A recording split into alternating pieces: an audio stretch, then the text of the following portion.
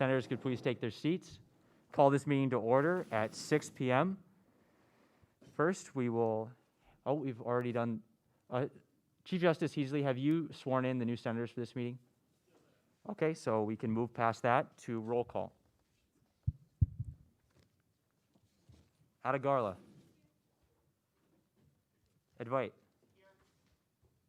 Anderson. Buma. Brown. Emery. Fahim. Gonzalez. Hayes. Hovey. Sorry. Hurley. Kloptowskis. Lau. Lona. Ludwig. Here. Mass. Here. Pfeiffer. Here. Rinchie. Here. Schulte. Here. Springer. Here. Stenzel. Here. Samuels. Young. Here. Zavosky. Okay, we have quorum. So we will now move into the Pledge of Allegiance led by Speaker Ludwig. I pledge allegiance to the flag of the United States of America and to the republic for which it stands, one nation, under God, indivisible, with liberty and justice for all.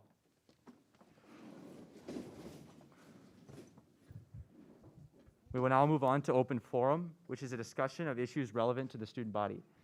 If there's anyone wishing to speak during open forum, please approach the lectern. All right, howdy everyone. So you might notice that this is obviously a little different from the room we're normally in. But since we're in this room, we can use much higher quality microphones than those little computer mouse ones. So it's basically the same concept, but instead of hitting that mute button when you want to talk, you're going to have to flip a little switch on the top. The switch is a little tiny, but it's pretty tactile, so you'll know when you flipped it. The little screen should come on. But yeah, other than that, same exact mic etiquette as before.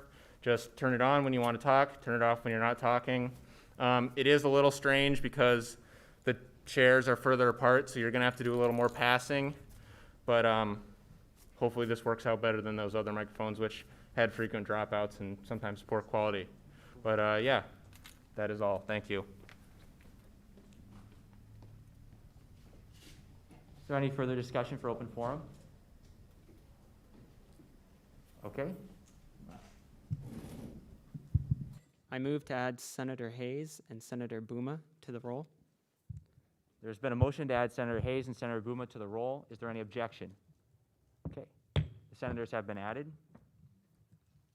We will now move on to adopting the agenda. Yeah, use that. Senator Ludwig.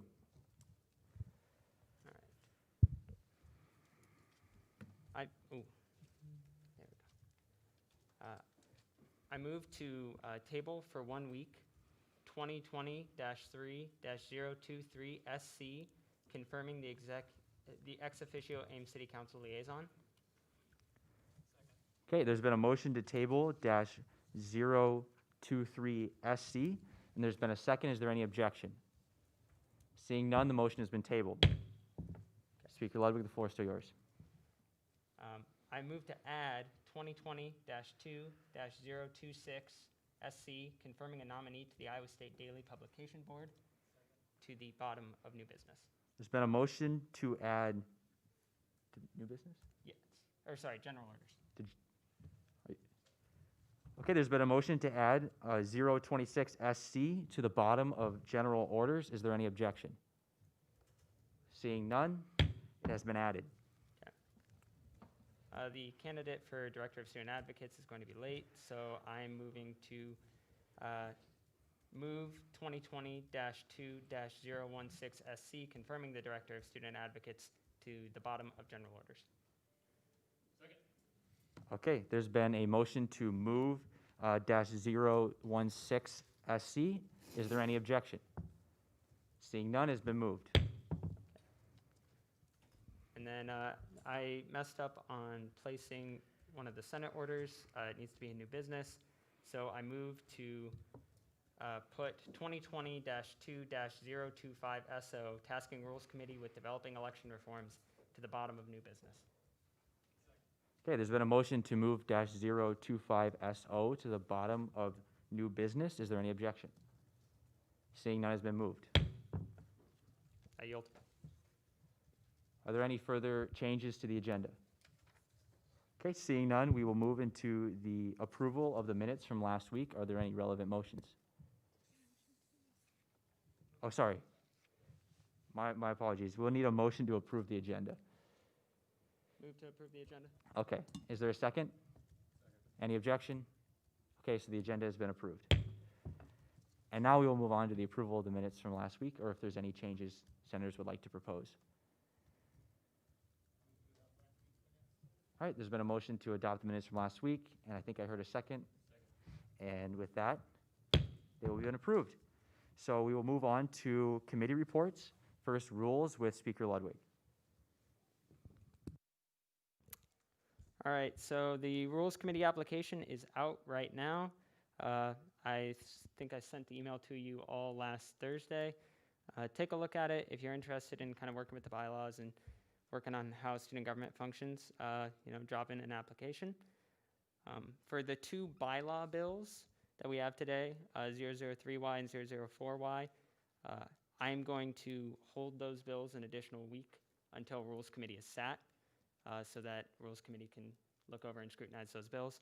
So I don't expect those ones back next week. And that's all. Are there any questions? Okay, then we'll move to finance with Finance Director Class.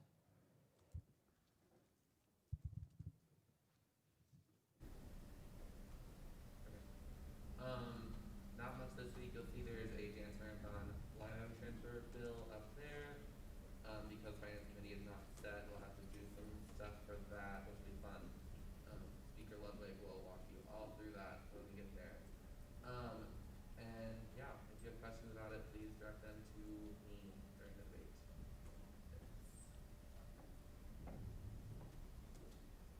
Okay, if there are any questions, then we will move on to PR Committee.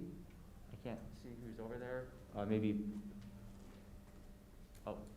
with Acting Director of Outreach, Crab. Sorry, Ellie, can you grab a mic from someone just so that it can be on the video?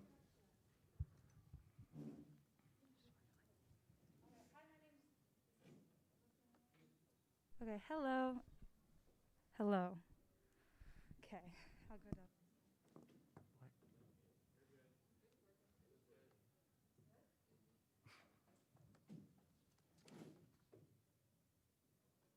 I'm so sorry. Okay. Hello, my name's Eliana. I'm working with PR committee. Essentially, me and Anna are just like kind of working together on almost all of our projects.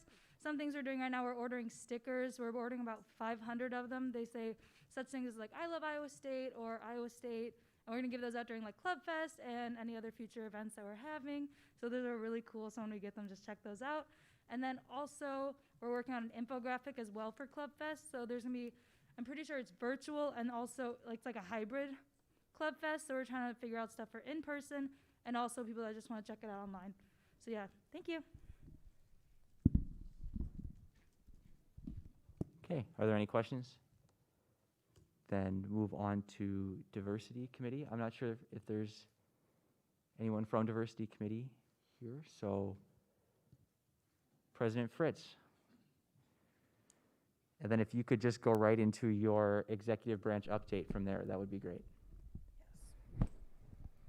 Yeah, so for Diversity Committee, Schrader and I worked with Director of Diversity and Inclusion, Lauren Perk, to release a statement regarding the Roberts Hall vandalism that happened over the weekend, which I'll also touch on during my executive update. And I think that's all from that committee as of right now. But yeah, so as far as the executive update goes, first item there is the City of Ames mask mandate draft. So there's been a bit of confusion regarding where people are in that process, but the City of Ames, the Ames City Council approved the final wording of a mask mandate during their meeting yesterday, and the bill will be up for first read during their September 8th meeting. So there is not technically a mask mandate yet, but they did approve the final wording of the bill. As far as the Roberts Hall vandalism goes, you know, a freshman student has been charged with this crime, and we appreciate the university's timely response to this action. You know, those actions have no place on our campus. We want students to know that student government stands with them, and we condemn all acts of racism and violence on our campus. It's incredibly disheartening to, you know, see that happen on our campus, and so I'm very glad that, you know, things have been done about that situation. The academic continuity work group is still meeting. We had one meeting this week where we discussed further measures for classroom safety. We are also in the search for a student government advisor. Vice President Schrader and I, along with Memorial Union staff, will be conducting interviews of a few candidates for the student government advisor position over the next few weeks, and there will be a time in which members of student government are able to meet each of the candidates, so just be on the lookout for that if you'd like to have a say in who our next advisor is. We are also working with the Student Union Board to line item transfer some of their unusable funds in order to have a movie night on Central Campus, so that's so exciting. And then finally, student government committees are still open, and this is just a reminder that all senators must serve on at least one committee, so just go to the student government website to see a list of all of them and apply for which one you'd like to be on. But that's all from me. Does anyone have any questions? Great, thank you. Okay, then we will move on into general orders. The first bill and only bill in general orders is 2020-2-002F, Dance Marathon Line Item Transfer. As both the bill's sponsors are absent, Speaker Ludwig. All right, since Finance Committee is not constituted yet, we're going to need to waive bylaw 4.5.4.1 to consider the bill today. So I will, Finance Director Klaas, you have a statement? Not here right now. Can we wait a little bit? I told it 6:30. All right, can I move it? You can table. All right, I will move to table the bill. Okay, there's been a motion to table the bill. There's been a second. Is there any objection? Okay, we will now go into a placard vote on whether to table the bill or not. Okay, there's been a call for unanimous consent. Any objection? Okay, so the bill has been tabled and can be picked up at any time. We will now move into eternal matters, and within internal matters, general orders. 2020-2-017 SC, confirming the election commissioner.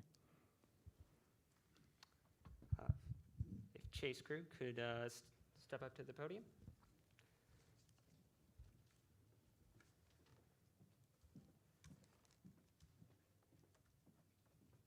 Yep, and if you just want to start out by talking about why you're interested in being election commissioner, what you want to do, and why you think you're qualified. Hi, my name is Chase Krug. I'm an agronomy student. I'm in my junior year. I've served on election commission for, this will be my third year. And I'm also excited to announce that we have 9 applicants that want to be part of election commission, and they're from a diverse group of students on campus, and it's great that we're reaching them. I want to serve in this position because I think my previous experience as treasurer in this organization would help us move forward and help us reach a larger audience of students and also help them learn what student government is.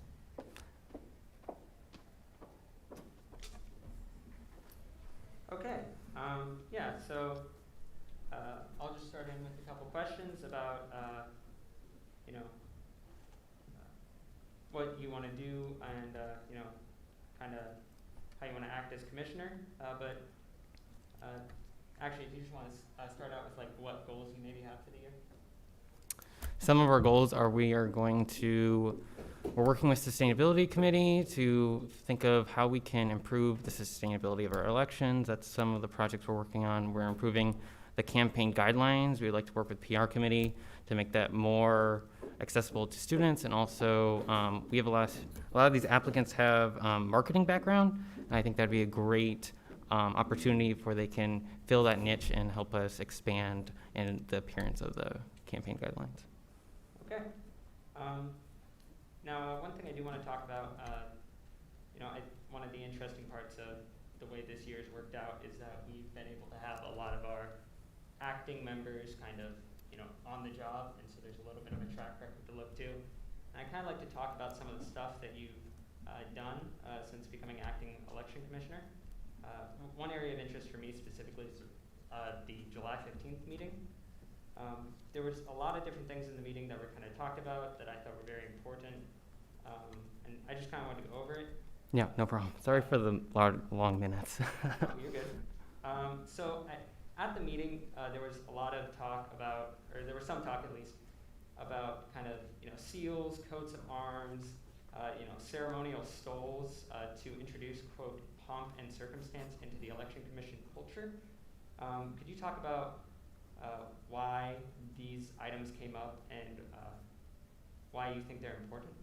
Yeah, so Election Commission is our own organization as well. So fostering a community that looks to one another.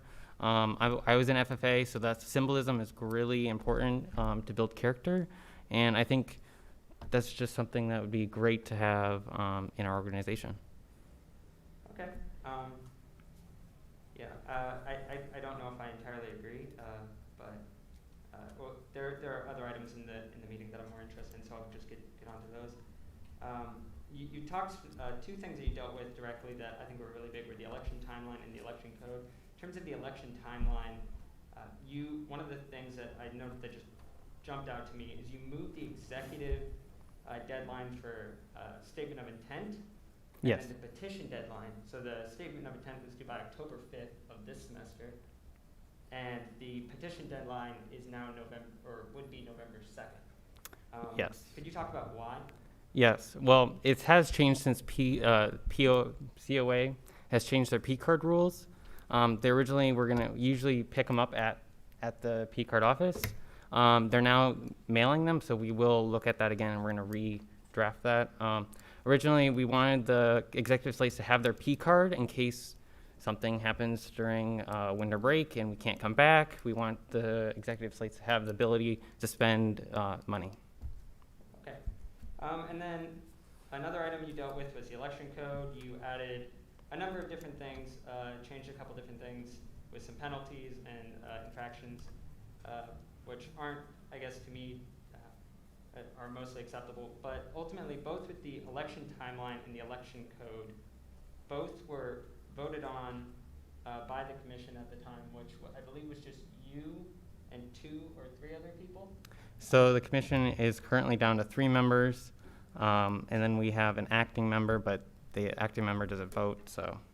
Yeah, I was just curious, why did you think it was prudent, or why did you think it was prudent to vote on it then before I guess you had more members on the commission who could represent a broader base of opinion? Well, if we're gonna put the deadline for statement of intents, the election code has to be passed before then, and then it needs to go to the judicial branch for review. So the amount of time, we'd have to push our calendar back into summer, unfortunately. Usually. Sorry, Speaker Ludwig's speaking privilege has expired. Senator Dwight. Would you like to address the speaker? Would you like to continue with your answer? Yeah, we just had to move the calendar forward in order to accommodate the timelines.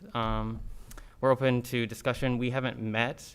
I emailed everyone to provide feedback. That feedback, I've taken it, and I will present it at our next meeting. So we haven't discussed it in further yet. Now that that's done, Senator Ludwig covered some really, Speaker Ludwig, covered some really important questions. I guess I have a question about the historic turnover Election Commission has faced. There's been a pretty steady rate of loss of members, and I know you said you had 9 people applying already, but yes. How are you planning on preventing the same thing from happening again? How are you going to keep people Okay. in the Election Commission so we have that sort of continuity of Yep. experience? I can provide some background. A couple of years ago, we had to change the financing of election commission, and unfortunately through that transition process, we lost a couple members. In order to keep people around, we have a committee system in place in the bylaws. However, we haven't had enough people to really utilize it efficiently. So putting the committees together and making sure they're working properly would be my #1 priority. Gotcha. And what are your time commitments for the upcoming semester? And do you think there's anything that can get in the way of you fulfilling your duties in this position? I have 16 credits. I work. It's not a big deal. Election commission, I know what the time commitment is, so schedule-wise, it works for me. Cool. Yeah, that's all I have for now. Thank you. I yield. Senator Rinchie. Permission to address the speaker? Yeah, on confirmations, you don't need to ask me to address, so. Awesome, thank you. So with now, if we go on to another semester, it's likely that we're still gonna be facing a lot of the same social distancing protocols that we are now. How do you see things changing both from the election commission and the actual election that you would be facilitating? What changes do you foresee coming up in the next year? What we foresee is that all of our info sessions will be online. It'll look similar to what we did in 2019 when the cold polar vortex happened. Everything went online. It'll be the same, pretty much the same thing. In regards to debates, there probably won't be a live audience. I don't foresee it. If possible, we would like to have it in the MU and live streamed instead of over a Zoom call or something similar. Having it in person logistically is easier, and we have the funds that we know of. So yeah. And then the ballot is online, so it doesn't really matter. Do you have any strategies to try and get more engagement out of students? Because Iowa State's had, it was like 15% student engagement in the last election, which is better than the national 4%, but we don't want to see that diminish. Yeah. How do you proceed sustaining or improving that? So we're gonna go look into electronic avenues of engagement, if that's advertisement. I know the mass email system is hit or miss sometimes, so improving our avenues of social media and those avenues. In the campaign guidelines, we'd like to put in how to run a lot of the your campaigns online. Sustainability committee would like to work with us with that, and I think that'd be a great opportunity to both accomplish 2 goals. So, yeah. And then I'll use the rest of my time. I'm not quite sure what you wanted to put forward as the value of having more symbolism or purchasing things to be symbols in the election commission. Could you please expand on the value that you hope to be creating through Camaraderie. No funds were, like, there came out, anything that, there were my personal funds, I thought it'd be great to give a gift to the election commission. Yeah, there's nothing, no budget to that, yeah, Okay, thank you. no problem.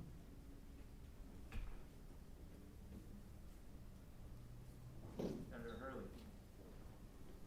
Senator Hurley. Yep. You get 5 minutes for each of your 2 speaking privileges.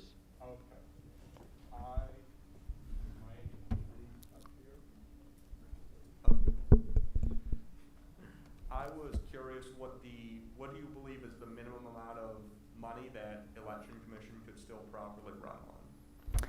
Okay, so our ballot system, we have got it down to where the SEC Center can give us an exact amount before, I think, 6 months in advance. So when we go and contact them, we have gotten it down to a science where we know almost the exact amount they need. And then other than AV tech fees, the current election commission budget is about $11,000. I think we're very efficient with our money. I think it's very important that student funds go to the appropriate sources. Areas that we could improve on is lowering our flyers, but in order to do that, we'll need more strategies to connect with students, so it's a trade-off. Can I ask another question? Yep, you can ask whatever questions you want. You got 4 minutes left. So, suppose that the budget for the election commission was cut down to, say, $5,000. How would you compensate for that? We wouldn't be able to run elections. $6,000 are for public funding. We need $4,500 around that for the ballot. So we probably wouldn't run it. We wouldn't be able to run elections at all. Thank you. No problem.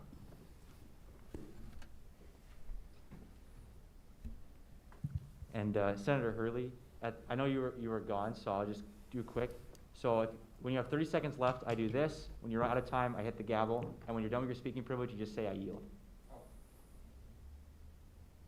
I yield. Thank you. Move to add Senator Fahim to the roll. There's been a motion to add Senator Fahim to the roll. Is there any objection? Okay, so without objection, Senator is added to the roll. Sorry, Senator Pfeiffer. I've got a couple of questions about election commission membership. Yep. So, how many members did you have in meetings over the summer and in the spring? It would be our normal amount. It would be 6, I believe. Okay.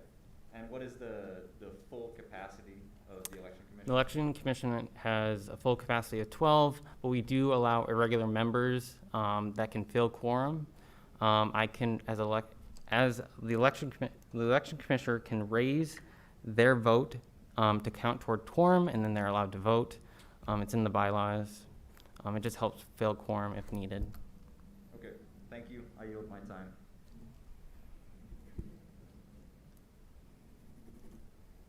Speaker Ludwig.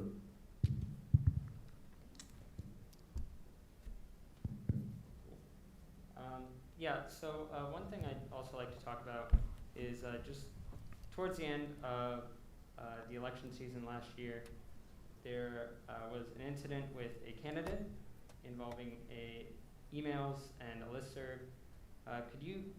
There was a little bit of confusion, and I think some people were upset with the process through which disciplinary action was taken.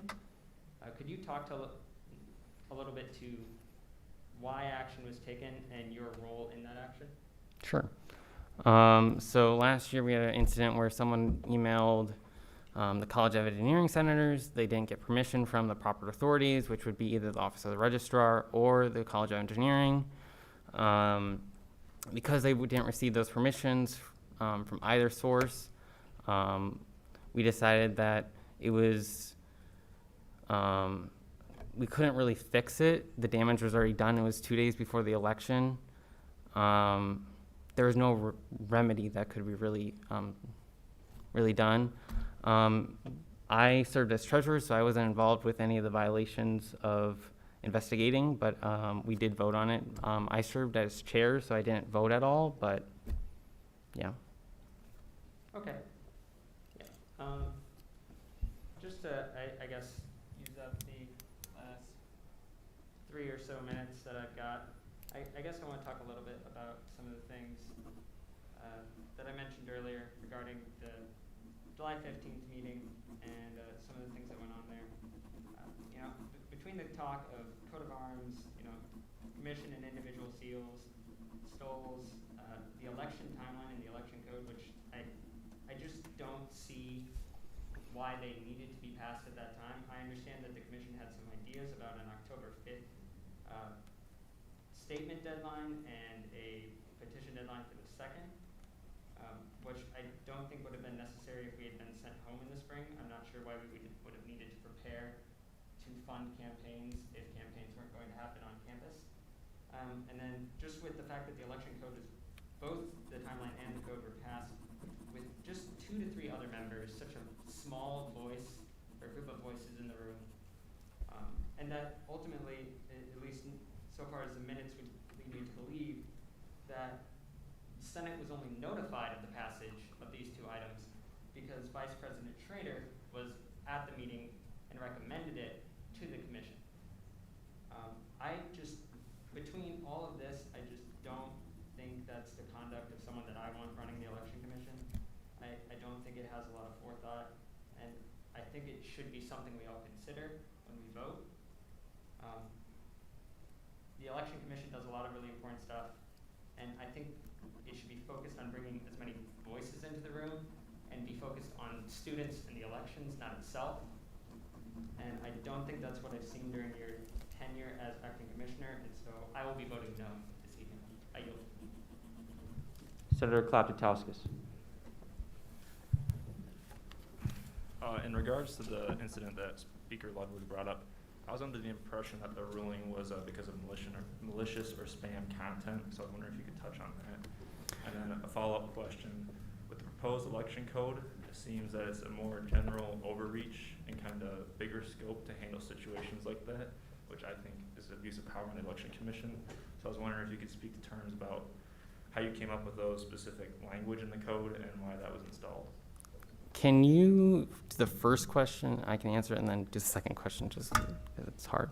Okay, so Just- the first question is in regards to the mass email incident in the spring. Yes, I okay. was under the impression that the election was nulled because of malicious and spam content within those emails. So the IT department, we talked to them. Since he did not get permission to contact them, it's regarded as spam. And the spam is considered malicious intent under the election code. It was pretty straightforward from there. Yeah. And because I'm somewhat close friends with that senator, and I know in his appeal process, he had a carbon copy of approval from the IT director. So I wonder where that falls in as far as a proof or whether it's deemed as spam or not. I'm not sure I'm following. He claims that he had proof from the IT supervisor when he sent out the mass listserv. Oh, okay. So that is from the IT Solution Center. So that is the organization that that sends it out. So this is the IT department head. I forget his name, but we talked to him. He told us that it's, since he didn't get permission, he needs permission, that it's therefore regarded as spam. Okay, I don't know if I follow, and it seems kind of confusing, but, and so the second question was your proposed election code. It seemed to have it widen your scope over situations like this, and it used a lot of vague terms such as like spam and other situations. So I was wondering how you developed that and why that was installed into the proposed election code.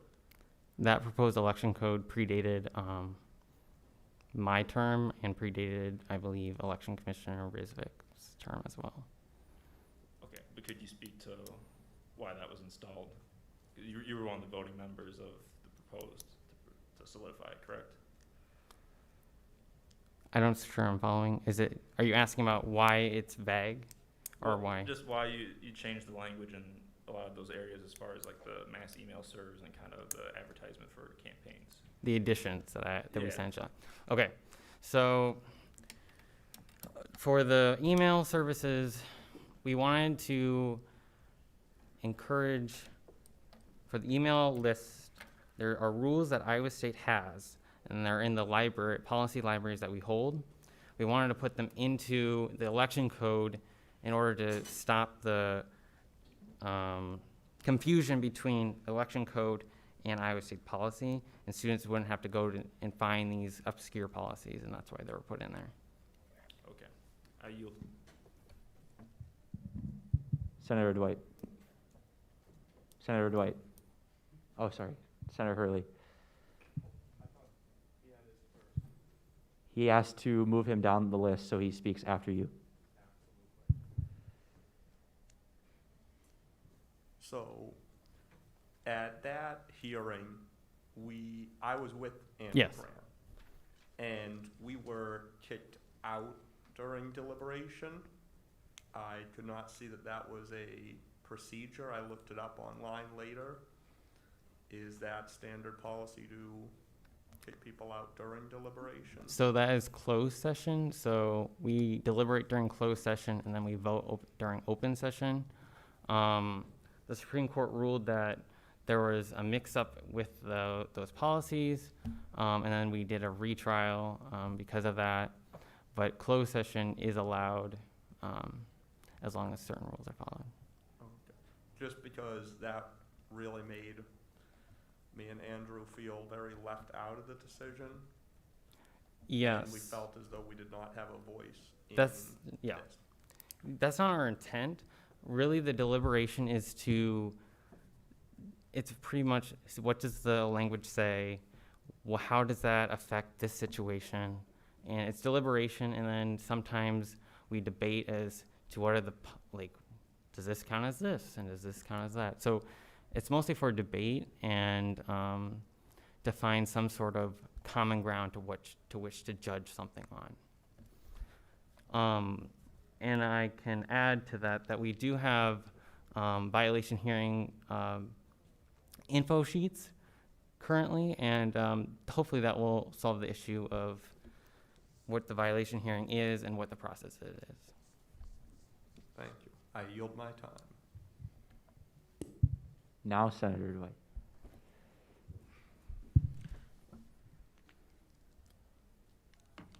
All right, so coming back to the controversies the Election Commission had last term, if I recall correctly, there was an issue with a certain executive slate, and I looking through the way things are set up right now, correct me if I'm wrong, all of the proceeds from finding candidates go directly to the Election Commission, is that correct? So they go to us as in that they are not allowed to spend that money, but then at Mhm. the end of the, when the fiscal year comes over, it goes to special accounts. Okay. What about for individual slates running for Senate? All money goes back to either student government or the special accounts. Okay. It's like a normal organization. Oh, okay. Well, and so looking at the minutes from the July meetings, I noticed that a lot of those meetings were operating with like 3 people voting. Is that correct? For that one, yes. Okay. So considering that the Election Commission Constitution, as of right now, does not have a minimum quorum clause, would you be open to adding something like that into your working documents, so we're not making decisions that could affect an entire election with just 3 out of 12 people, theoretically? Yeah, I would be open to it.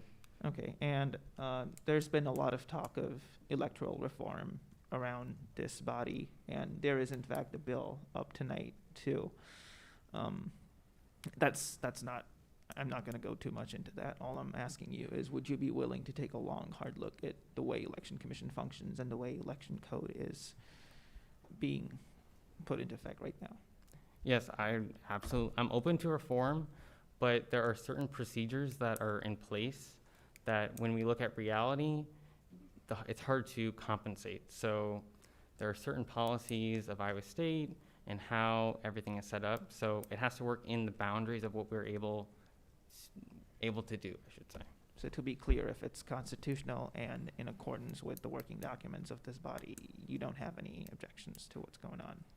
If it preserves I'm asking you about how, are you willing to fundamentally change election code as it stands right now, if that's what this body decides to do? If the commission agrees to that, and we debate Would it, you personally be for or against it? I would have to see if it ensures the fairness of elections, I am for it. Okay, sounds good. I yield. Thank you.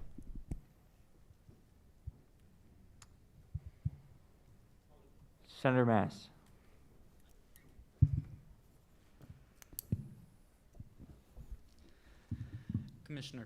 Acting Commissioner Crew, my apologies. No problem.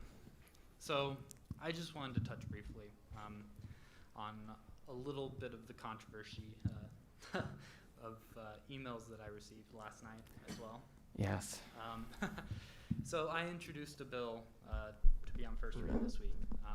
And so first off, I want to comment that it was the mistake of myself and Speaker Ludwig that it got Nope. placed within the wrong section of the agenda. I apologize for any confusion there. That's fine. However, I do take a little bit of umbrage to some of the things that were said in such emails last night. In particular, I am aware that you sent several emails to fellow senators today. Yep. In some ways suggesting that I introduced the bill early in the session when senators are still relatively new to, in some ways, steamroll its passage. And I do take some umbrage at impugning my motives in that way in particular. But I don't want to make this particularly about me, and that this is really about your nomination tonight.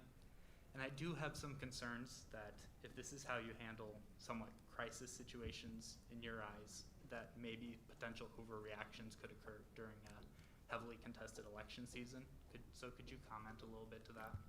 My intention was not to cause trouble. When we looked at this, we got notification at last night. We had an emergency meeting of like, what does this mean? I sent mine this morning. We didn't get the confirmation that it was a mistake. So it's just, what really happened was it chain falled into misinformation. And I apologize for that. In regards to my temperament, I'm pretty cool. I'm pretty calm and collected. I'm a scientist, as I'm starting to be an agronomist. I like to look at the data and then react accordingly. And I appreciate that, Acting Commissioner Krug. So I guess one other thing that I would like to ask about is, obviously, the Election Commission plays an important role in helping to form election code and making suggestions to the Senate on what changes should be made and adoptions for that and such. Senator Vade has already asked you a little bit about if you are open to structural changes, and I'm heartened by your response on that. But additionally, I wanted to ask your opinion. If the Senate came to the conclusion that significant changes were needed that you would disagree with, would you be able to continue in your role as election commissioner? Can you rephrase the question? Yeah, if the Senate came to the conclusion that significant changes were needed to the election process that you disagreed with, would you be able to continue in your role as election commissioner? I would be able to continue my role. I think it's important if I take this position, I think it's my duty to fulfill it to the best of my abilities. Certainly, and I appreciate that. With that, I'll yield, Mr. President. Senator Hurley, you have exhausted your speaking privileges. Someone could yield time to you if they are so inclined, but you may not take another speaking privilege.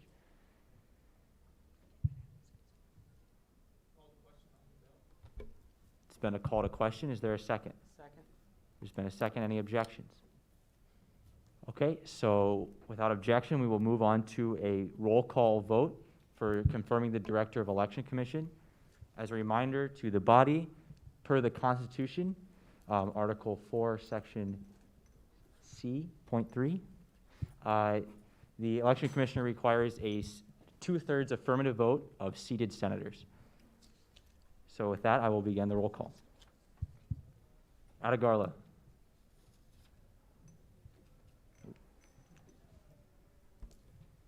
Advite.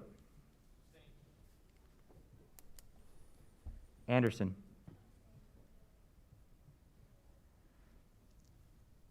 Buma. Brown. Emery. Fahim. Gonzalez. Hayes.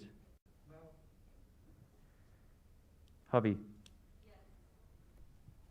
Hurley. No. Kloptowskis. Lau. Lewis. My bad. Lona. Ludwig. No. Mass. Pfeiffer. Rinchi. Schulte. Springer. Samuel. Weathers. Oh, sorry, absent. Young. And Zavosky.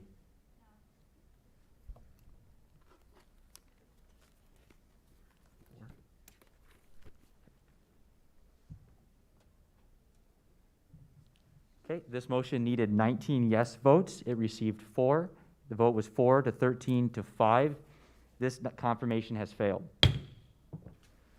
Moving on to 2020-2-018 SC, confirming a nominee to the Supreme Court with Speaker Ludwig.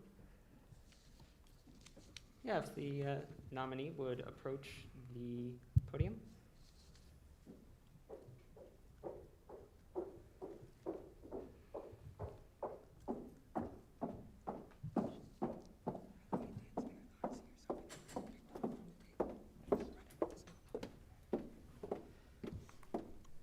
Yeah, so if you just want to introduce yourself, talk about why you want to be a member of the Supreme Court and why you think you're qualified. So hi, my name is Elena Sefner. I'm a political science student here at Iowa State. So I'm going to start off by saying why I want to be a member of the Supreme Court and serve on it. Law has been my passion ever since I've been in high school. I've had a lot of experience working in the law. I served as a judicial extern last summer. I continuously try to further my education in the law by taking classes or reading cases for fun. And then my goal as serving as a justice is to serve with integrity. So one of the most impactful people in my life served as a judge, and he's still on the bench today. So his whole outlook on it is to serve with integrity and make sure that justice is served. And so that means overlooking everything that goes past him and being mindful of the law and making sure that it's upheld. So as a member of the Supreme Court, specifically a justice, my goal is to kind of embody what he does and continue to do justice and serve with integrity on the court.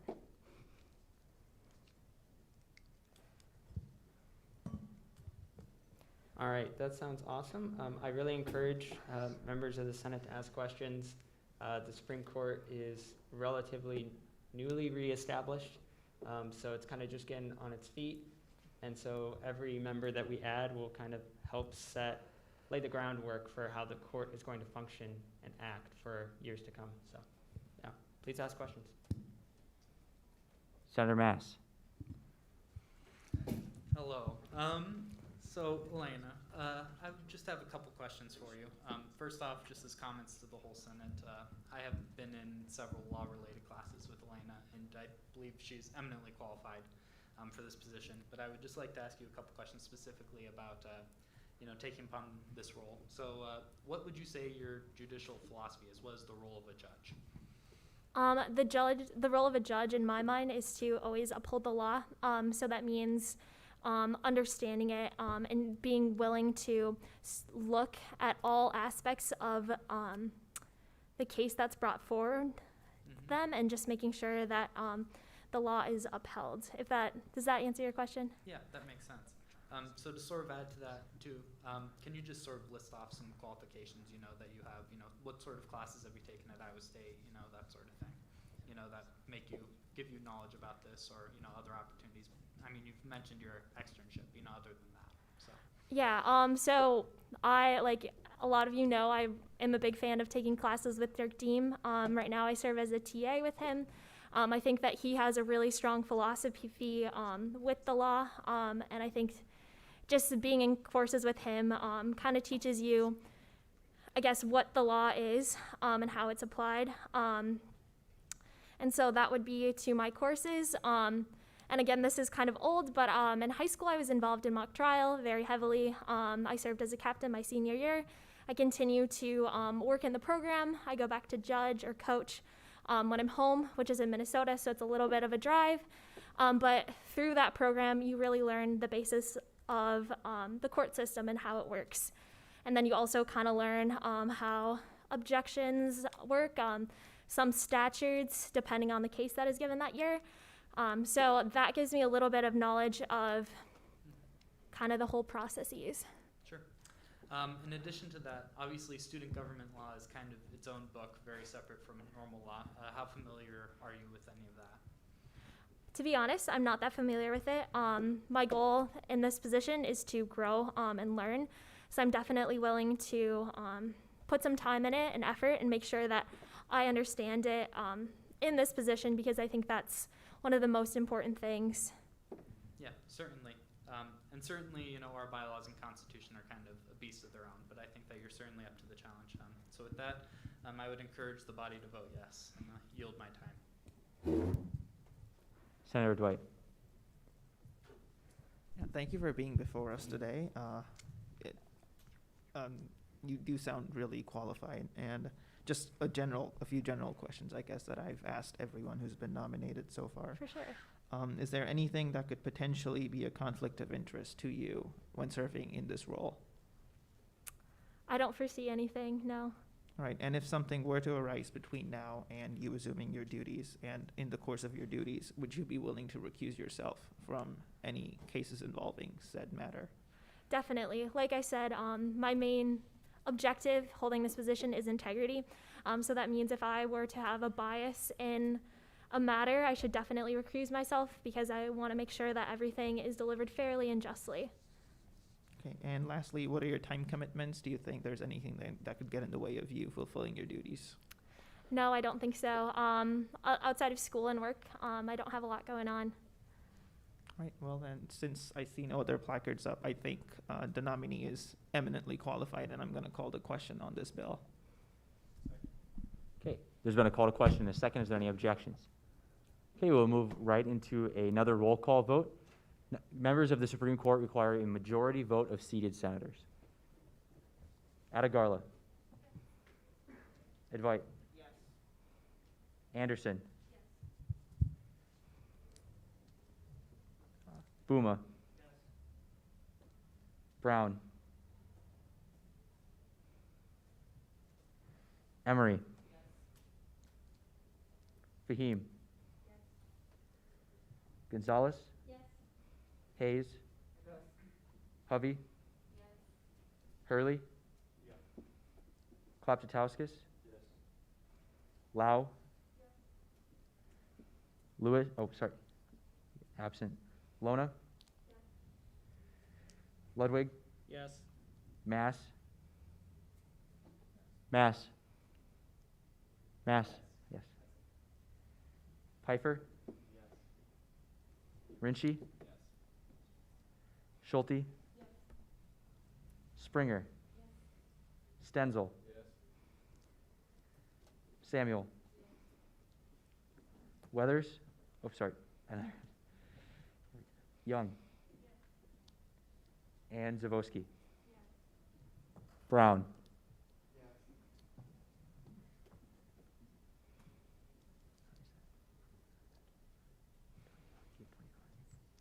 All right, with 25 to 0, the confirmation has been approved.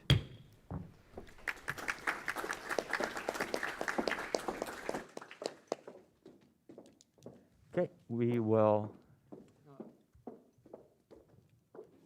Speaker Ludwig. I move to pick up from the table 002F, Dance Marathon line item transfer, and put it before 019 SC, confirming the treasurer. Is there any objection to picking up from the table the dance marathon line item transfer? Okay, it has been picked up and placed next onto the agenda, so we will go straight to 2020-2-002F, dance marathon line item transfer. Since both the sponsors are absent, Speaker Ludwig. Yep, and then, sorry, I need to find that one section again. Apologies.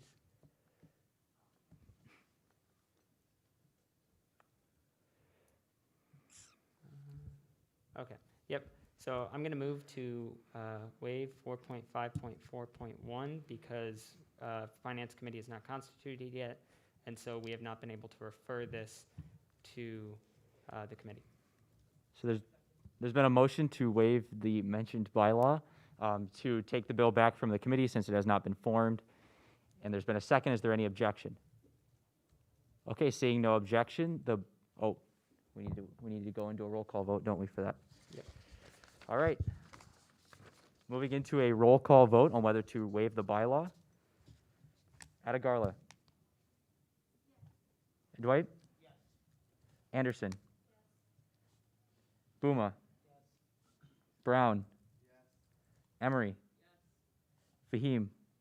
Yes. Gonzalez? Yes. Hayes? Yes. Hovey? Yes. Hurley? Yes. Kloptowskis? Yes. Lau? Lona. Ludwig. Yes. Mass. Pfeiffer. Rinchi. Schulte. Springer. Stenzel. Samuel. Young. And Zavoski. Okay. With a vote of 25 to 0 to 0, the bylaw has been waived. And it is back to Speaker Ludwig's speaking privilege. All right. Okay, if you want to just talk about why you need the line item transfer and what it's for, that'd be great. I'm the finance director for Iowa State Dance Marathon. I'm Sarah Longmire. I'm one of our general co-directors. And for those of you who don't know what Iowa State Dance Marathon is, we fundraise money for the Children's Miracle Network hospitals. And so we're fighting childhood cancer. People who are basically on life-threatening illnesses and diseases are what we consider our miracle kiddos. We have events throughout the years. We have a big event, and we also host events throughout the year.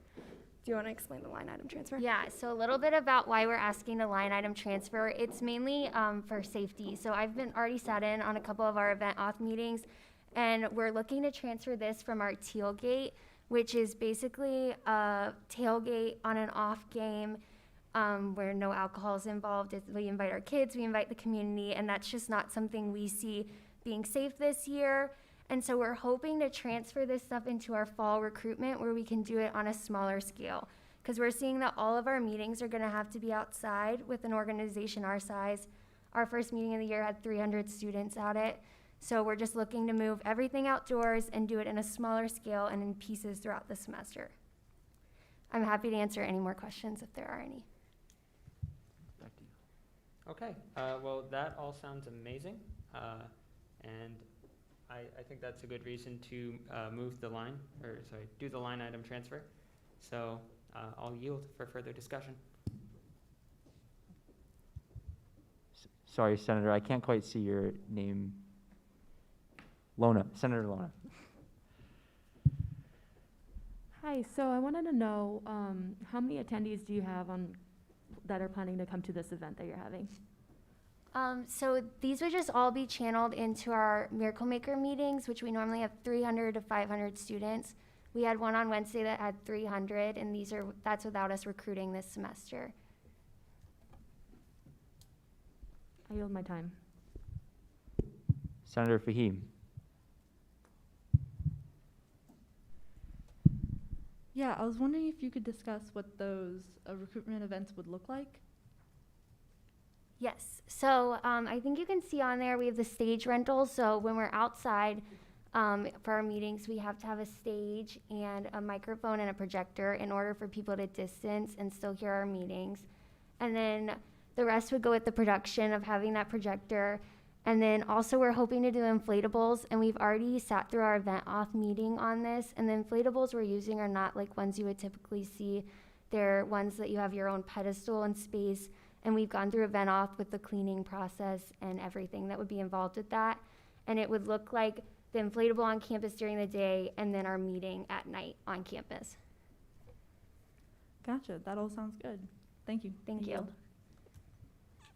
Senator Ludwig. I don't know. Just yield. Senator Dwight.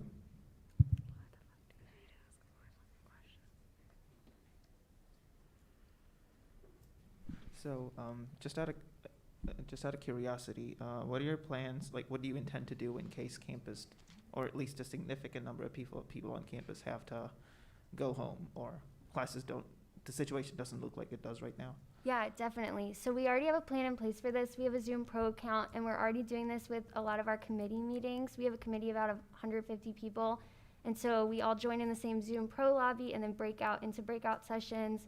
And we would plan to move our whole organization into this format if campus soon becomes unsafe or we see a high spike in cases. So to be clear, you're still foreseeing having to use all of the money that's being line item transferred right now, even if we go online completely? If we go online completely, we'll reevaluate. Gotcha. Sounds good. Thank you. I yield. There's been a call to question. Is there a second? Second. Any objection? Okay, so we will move into a roll call vote because this is a finance bill. Senator Adigarla. Advite. Anderson. Buma. Brown. Emery. Fahim. Gonzalez. Hayes. Hovey. Hurley. Klaptatowskis. Lau. Lona. Ludwig. Yes. Mass. Pfeiffer. Rinchi. Schulte. Springer. Stenzel. Samuel. Young.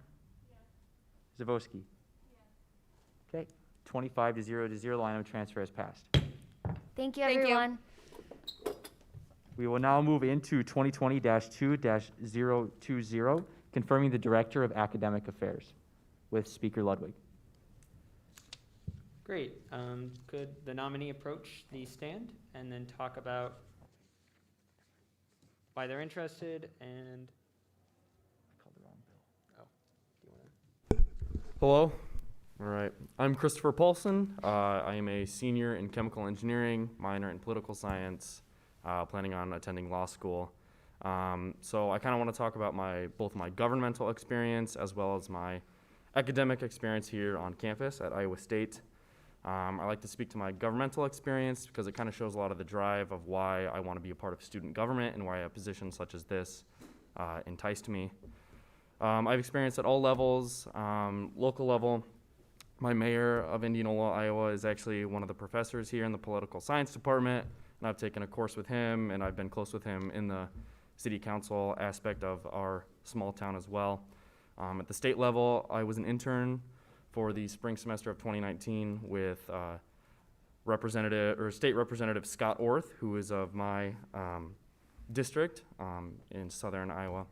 And then as well, that following summer in 2019, I interned up on Capitol Hill in Washington, D.C. for Senator Grassley, obviously one of Iowa's senators. A lot of this experience has taught me much. Seeing it firsthand is quite different than what you read about or see on the news. Having that fantastic experience is something that I wanted to get involved with directly. So here I am now, why I applied for this position. With regards to academic affairs, my experience at Iowa State, I have, within the chemical engineering department, I have utilized many academic resources that ISU has provided, such as tutoring, supplemental instructions, just office hours, anything in between are things I've looked at to help myself succeed in courses. And I think it's something that a lot of other students take advantage of. I think it's a fantastic, there are fantastic programs in place that are free as well, such as the SIs. And so getting more involved with those, improving those, while also making things more affordable, such as resources, textbooks, switching to immediate access or OERs to make courses cheaper for students is another thing that I am passionate about. Serving on various committees, such as the Open and Education Affordable Committee is something that deals with a lot of those things, which is a vast part of it is talking with professors on campus, seeing what courses they're in, seeing if they can make a switch from a more expensive traditional textbook towards a more innovative, cheaper, perhaps electronic version that's much cheaper for students. But yeah, so a lot of that with my governmental experience, academic experience, and affordability experience, this is something that I want to bring to the table, and ultimately I'm excited to be a part of student government. All right, Speaker Ludwig, it's still your privilege. Okay. Could you talk a little bit about your time commitments for the year and how you will make the position work? Yeah, so this is my first year in student government. I never did it, and I'm a senior now, so this is why I'm coming out now. Is a lot of the reasons is because sophomore, junior year, you hear a lot of things about how hard your course load will be, but as I finally got to those years, those semesters of harder courses, I realized that I still do have time for things. So as I tackled those, I realized coming into senior year, I know I'm still gonna have extra time to devote to outside things such as student government. So I know I'm comfortable in the role with doing that. All right, that sounds awesome. I think you are very qualified have a lot of awesome experience, and I don't see any placards up, so I am going to call the question. It's been called a question. There's a second. Is there any objection? Okay, without objection, we move into a placard vote. There's been a call for unanimous consent. Is there any objection? Okay, then Chris Paulus has been confirmed to Director of Academic Affairs by unanimous consent.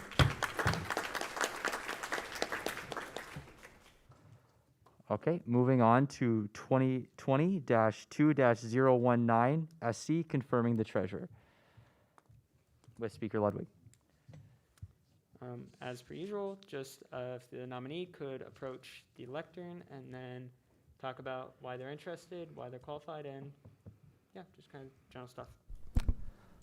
Hello everyone, my name is Max Ruley. I am a junior here at Iowa State and I'm studying data science and statistics. I wanted to be the treasurer because I really wanted to make an impact not only on our university but on Story County as well as the state of Iowa. And I found no better reason to do it with something I have a great background in financials. A little bit of background, my freshman year I was the treasurer of our residence hall floor. I also last year joined finance committee, my apologies, my finance committee as an at-large representative. And I have been working at Iowa State's Campus Organizations Accounting Office since my freshman year, which that's right next to the student gov office.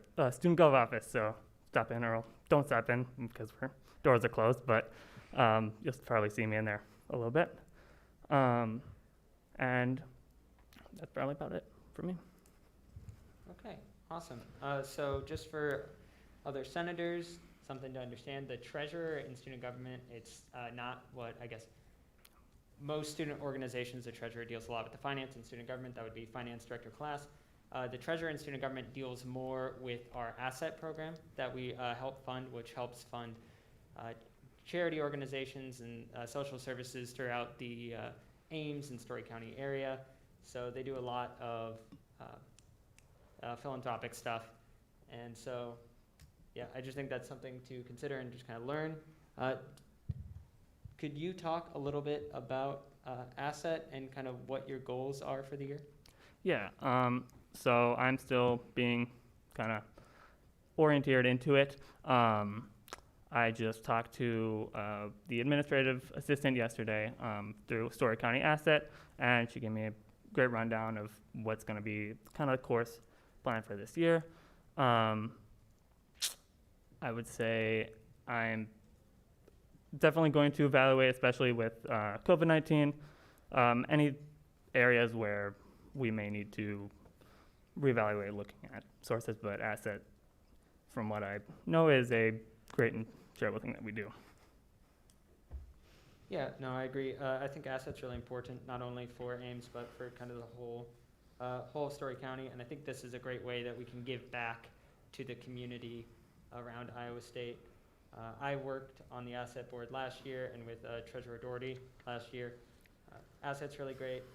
Really excited for you to get working on this. And yeah, I yield. Thank you. Okay. Senator Dwight.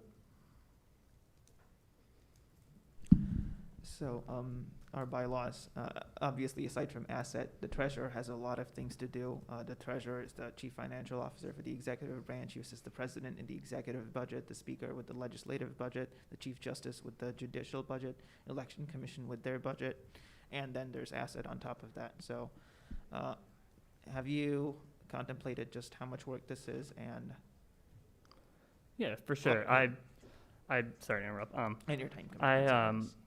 I've looked through, I believe that I'm thoroughly ready to accept all the duties that are in the bylaws through this position. As for a time commitment, I only have school and work. That's pretty much it, and then it would be just treasurer. This. All right, I yield. Pfeiffer.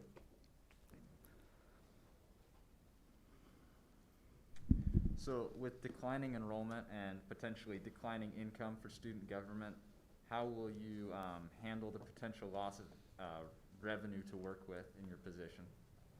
Yeah, obviously we're going to analyze every single part of where we do through asset. I think it's good that we take a look at everything, especially with declining enrollment next year and possible tuition raising. we'd take a thorough look, and I believe that's what I was planning to do. And then one more question, do you have any potential plans for if the university goes all online and off campus? At the moment, no. I currently live off campus here, so if we do go online, I'll still be able to attend all the Story County Asset meetings, and I will be able to attend any virtual meetings as well. Awesome, thank you. I yield my time. Call the question. It's been a call to questions. Is there a second? Second. Any objections?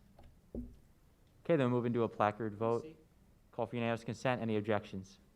Okay, then by unanimous consent, Max Rulli has been appointed to the position. Thank you. All right. Moving on to 2020-2-021SC, confirming the Director of Information Technology with Speaker Ludwig. Yeah, if Mr. Khan could approach the lectern, talk about why he's interested in the role and what his qualifications are, that'd be great. Thank you.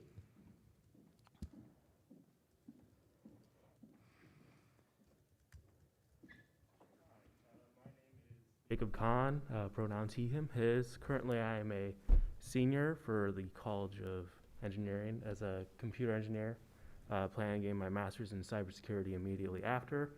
My main reason I'm excited for this position is I was part of student government in the capacity of an engineering senator last session. I see Deep cheering me on back there. Thank you, Deep. I had a very enjoyable time there, and I just really enjoyed being involved in sort of the inner workings of student government in general, and I felt that the next logical step for someone who's a computer engineer would be something IT related, so this sort of marries the ideas of something IT related, something still concerned with student government. In terms of qualification, going back to my experience with student government in general, while I may not have to rebuild the entire student government website as Shabam, our previous director of IT, did last session, I still believe that I can navigate just all things that would come up because I have general IT-related intuition, and in regards to knowing how Senate works, I can have a better flow so that there's less of a transitory period. And further speaking on to knowing how Senate usually works, I'll answer Vate's question ahead. And yes, I do have the proper time commitments planned out, so I should be able to have this role easy peasy. Awesome. So obviously this year with the pandemic and at some point the potential of maybe going online, I think the online services that student government provides are going to be supremely important. Do you have any plans to kind of work to make the student government website more usable or user-friendly? And how would you work with members of student government to make sure that information on the website is up-to-date and constant? Absolutely. I would encourage anyone to have an open dialogue whether they need suggestions, whether there's a typo on the website, just something added. I know I've been working with Senator Fahim in terms of sort of creating a web page for voting information, and my goal would be as timely as possible. In terms of like COVID-related matters, I heard that I've noticed throughout this meeting that there's a lot of, well, what if this has to go online, et cetera. One of my goals is to make students more aware of the pieces of software we have access to include with our tuition. One of those being a premium edition of WebEx, which allows for 24-hour WebEx meetings with up to 1,000 desktop members. So that's including tuition, so don't feel like you need to, pay for a premium when you've already done it through tuition. So just having more students be aware of what's at their disposal so we can still continue having these clubs and meetings, but more COVID conscious. I yield. Senator Ludwig yields. Senator Gonzalez. Hi, everyone. I just want to speak really highly about Mr. Khan. last year I spent a lot of time with him just when I was in the student government office, and he's very knowledgeable about what he's talking about. I don't see any worry about him doing a fantastic job in this role. He's very approachable. If you have anything that you want to maybe put on the website, have ideas, he's very enthusiastic about communicating and making just this org better for everyone. So if you do have ideas, I would highly encourage that you speak to him. But other than that, I think he's an outstanding leader and servant, and so I would say to vote yes or to just agree with UC. Senator Fahim. To echo that sentiment, Jacob is great. I sent him a mock-up for the voting website, and he got it up basically immediately, even though his power went out later that day. And so, just great guy, very helpful. I would recommend voting yes. Oh, I yield. Just going to call to question? Second, any objection? Okay, then we move on to a placard vote. All right, if there's no objection, okay, then there has been an objection, so we will have a placard vote. If you would like to vote yes, please raise your placard. If you would like to vote no, or please raise your placard now if you would like to vote yes.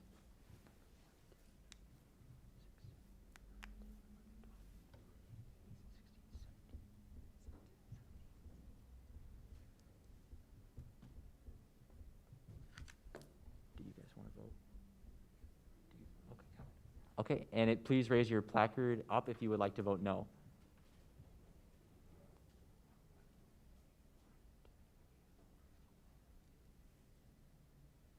And up for abstentions.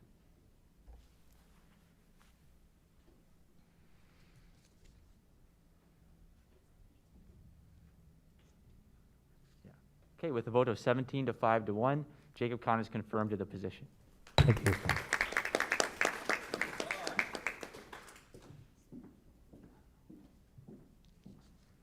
Okay, we will now move on to 2020-2-022 SC, confirming the Director of Outreach with Speaker Ludwig. All right, if the nominee could approach the lectern and talk about why they are interested in the position and why they think they're qualified, that'd be great.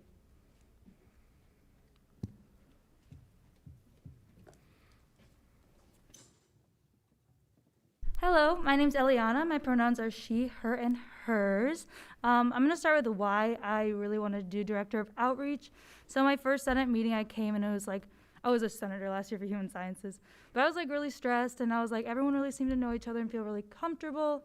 And I realized a lot of people have been coming back for a year or two or even 3. And I was like, why are there so many people coming back? And I realized that this is such a great organization and a great thing to be a part of.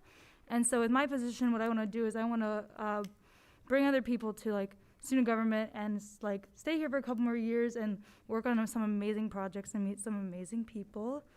So yeah.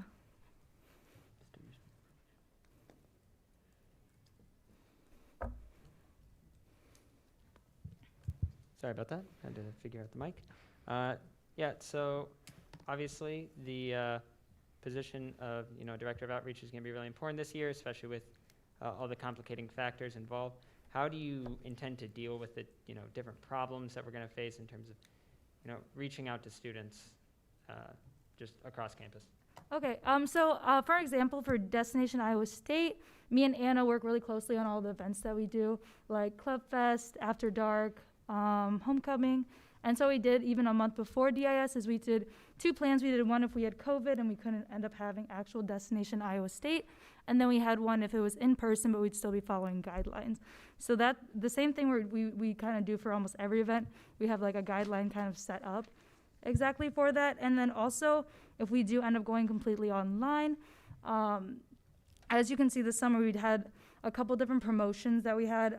The 6-Foot campaign, Summer for the Students, student government committees, We Miss You ISU, and then trivia, which fun fact that actually created, it was like 10% student engagement, which is like one of the highest like engagements. So like people actually were involved and we're really excited about that. And we got a couple DMs and it was really exciting. So that was all online. Okay, I'm going to yield for other senators to ask questions. Senator Springer.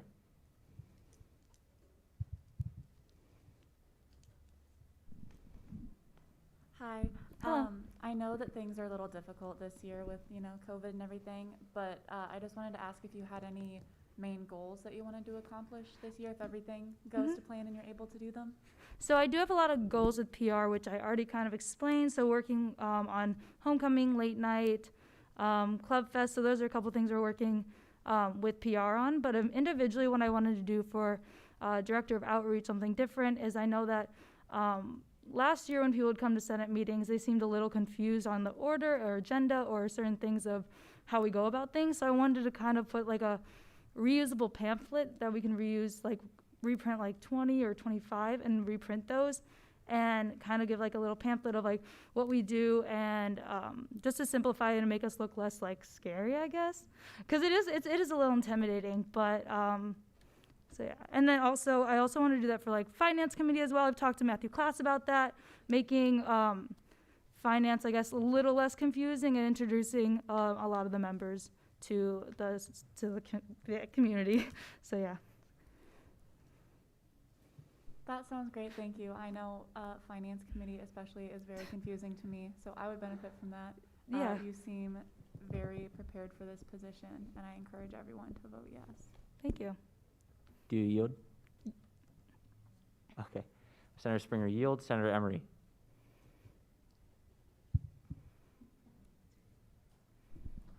Hello.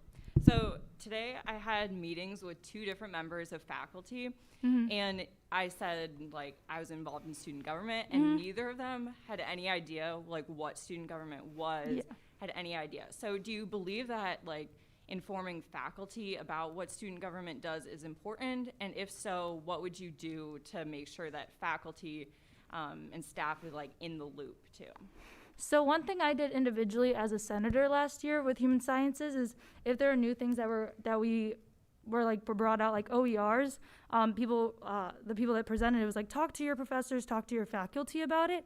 And so that's something that I want to push you senators to do as well, because you can only reach a certain amount of people that your professors also, they can reach out to maybe more people. So I would push you guys to email your advisors, department heads, and professors. Yeah. I yield my time. Senator Hurley. So something that's concerning for me is, in addition to people not really knowing about student government, is there's a lot of people who disapprove it.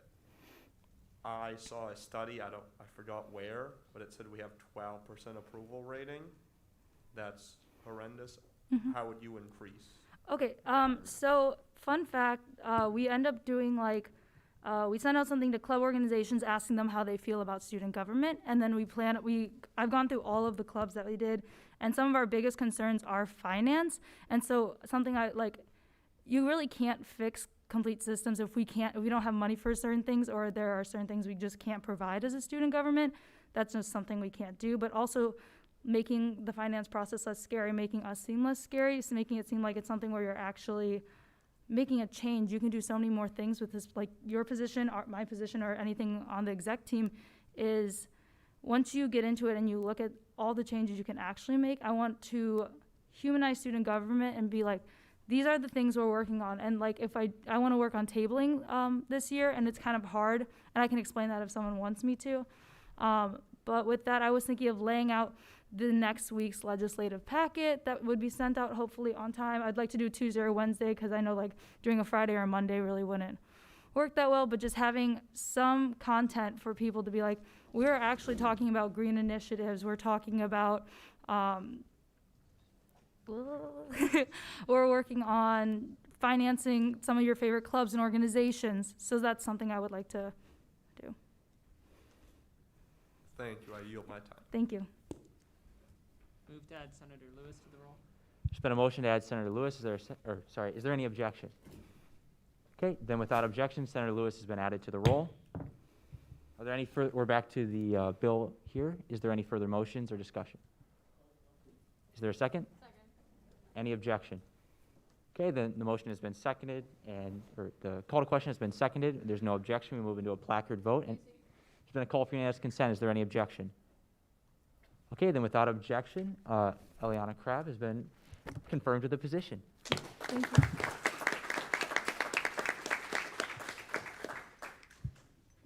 We'll move on to 2020-2-024SC, confirming the Director of Affordability with Speaker Ludwig. All right, if our nominee could approach the podium, talk about, their interest in this position and the work that it has to offer and why they think they're qualified. Absolutely. Hello, everyone. I am Julia Campbell, a junior in agricultural business this year with the finance option. I am so excited to be here tonight and get to know all of you better. I have not been part of student government prior to my experience this summer since early spring, coming on as the acting director of affordability up until this point. I have been actively involved in the College of Agriculture and Life Sciences, serving in numerous positions with the student focused, serving as a College of Agriculture and Life Sciences ambassador, as well as a member of our agricultural business club. With the focus to reach more students across the campus, a couple key reasons I wanted to join student government initially became with further promoting the needs and ideas of our student body, reaching an audience of students that might not typically get involved in student government and helping promote the idea of student government involvement to them. And finally, helping to create a more enjoyable and inclusive environment at Iowa State University. This past summer, my involvement as the acting director of affordability has been to create relationships on campus with people that I would be working with this year. And most recently, I've been working with Vice President Schrader and President Fritz on a proposal that we are hoping to present to Senior Vice President for Operations and Finance, Pam Kane, with the hopes to bring an income share program to Iowa State to help create a more affordable environment for students down the road. So this is something we've been spending time on recently and are extremely excited to present this to her to see what her thoughts are and to move this forward. So with that, I would love to answer any questions you have for me in this position or about my experiences at Iowa State. Thank you. Yeah, so that's awesome. I love the income share program that the administration's been working on. Could you talk a little bit about maybe some other areas of affordability that you might be working on throughout the year and just generally how you're going to work with students to achieve those goals? Absolutely. Thanks for the question. So along with Chris Paulson, who had spoken earlier, I'm excited to join the Open and Affordable Education Resource Committee for their first meeting September 9th to discuss how we can keep costs low for students and also collaboratively work with professors on campus. A second area is something that I'm interested in pursuing this semester. I have been a TA for the Department of Economics on campus and have seen an alarmingly large number of students come in without realizing that they are able to access Office 365 through the Iowa State program. That's something that, going along with just allowing them the opportunity to understand everything they have access to, with the addition of Grammarly recently. I love Grammarly. I use it all the time on my email. So exposing, or not exposing, but helping students discover those resources such as Office 365 with the most recent additions of Excel that we can offer, as well as Grammarly, and working with the Open and Affordable Education Committee. So those are a couple things, and also looking forward to the spring 2021 semester, monitoring the situation with tuition rates and mandatory fees for students and how they might freeze those again or see what direction they'll go in. Okay, that sounds awesome. I'm going to yield to let other senators ask some questions. Senator Hurley? Okay. Senator Rinchi. Yeah, I just want to speak on behalf of someone who's worked very closely with Julia before. We've worked a job together and been in many student organizations. I've not met many other people who can match her determination to care for others, and I know that that would drive her determination to make school more affordable because we are all very intertwined with that. And I also know that she is an incredibly unparalleledly capable person, and when she puts her mind to something like this that she is passionate about, I would not want to be a force going against her. So, thank you. Thank you. I yield. Call the question. Oh, Okay, Senator Stenzel.